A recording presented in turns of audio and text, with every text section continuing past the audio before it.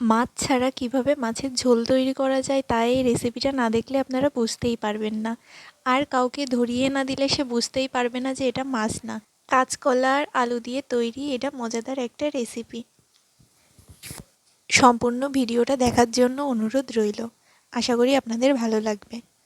এর জন্য প্রথমে নিয়ে নেব কাঁচকলা, আর এখানে নিয়েছি একটা মিষ্টি আলু আর 4টা গোল আলু।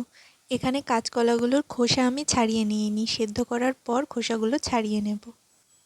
এগুলো সেদ্ধ করে একটু ধুয়ে নিয়েছি, আর এটা একটু নরম করেই সেদ্ধ করে নিতে হবে। তারপর সব কিছু হাত দিয়ে ভালো করে মিশিয়ে নেব।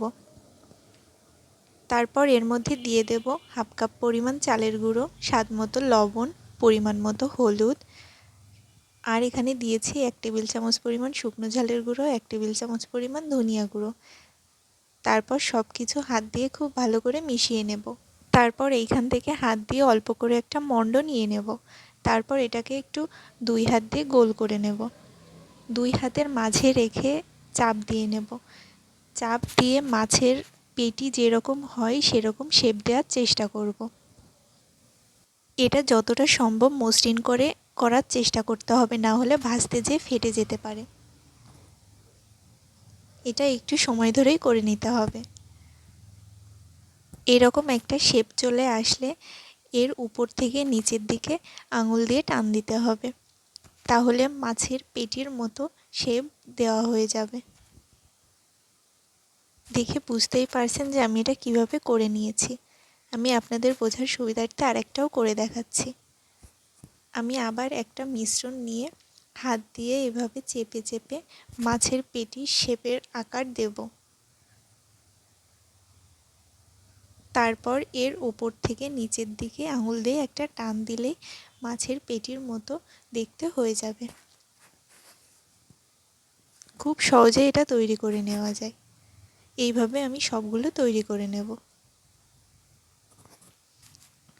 তারপর কড়াইতে একটা তেল দিয়ে লো মিডিয়াম আঁচে এগুলো খুব ভালো করে ভেজে নেব। হাইটে এগুলো ভাজা যাবে না, তাহলে ভেতরটা কাঁচা থাকবে আর উপরটাই কালার চলে আসবে। আমি এইভাবেই কালার করে ভেজে নিয়েছি।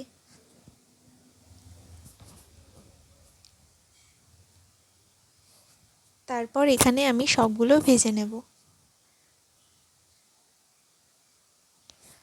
তারপর একই তেলের মধ্যে দিয়ে দেব গোটা জিরে, আর এখানে একটা মশলা করে রেখেছিলাম।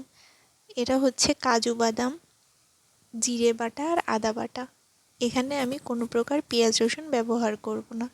নিরামিষ দিনগুলোতে আপনারা এই রেসিপিটাও একবার ট্রাই করে দেখতে পারেন। তারপরে মশলার মধ্যে দিয়ে দেব আর একটু জল, দিয়ে দেব স্বাদ মতো লবণ, আর দিয়ে দেব 3-4টা কাঁচা ঝাল, আর দিয়ে দেব পরিমাণ মতো হলুদ।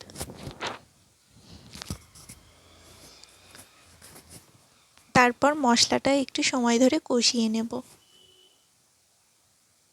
আপনারা চাইলে এখানে পেঁয়াজ রসুনও অ্যাড করতে পারেন, কিন্তু আমি এটা সম্পূর্ণ নিরামিষভাবে রান্না করার চেষ্টা করেছি। আর এখানে দিয়ে দিয়েছি একটু ঝালের গুঁড়ো। মশলাটা একটু কষে আসলে এর মধ্যে দিয়ে দেব টমেটো। আপনারা এখানে চাইলে টমেটোটা ব্লেন্ড করেও ব্যবহার করতে পারবেন। তারপর মশলা থেকে একটু তেল ছাড়তে শুরু করলে যে কাঁচকলার কোপ্তাগুলো ভেজে রেখেছিলাম সেইগুলো দিয়ে দেব। তারপর মশলাটা যখন একটু ভাজা হয়ে আসবে তখন এর মধ্যে দিয়ে দেব গরম জল। ঝোলটা ফুটে আসলে নামানোর আগে দিয়ে দেব ধনিয়া পাতা কুচি আর 1 টেবিল চামচ পরিমাণ গরম মশলা গুঁড়ো। তাহলেই তৈরি হয়ে গেল আমাদের মাছ ছাড়া মাছের ঝোল। ভিডিওটি ভালো লাগলে লাইক, কমেন্ট, শেয়ার করে দিন আর পেজটিকে ফলো করে রেখেন। ভিডিওটি দেখার জন্য ধন্যবাদ।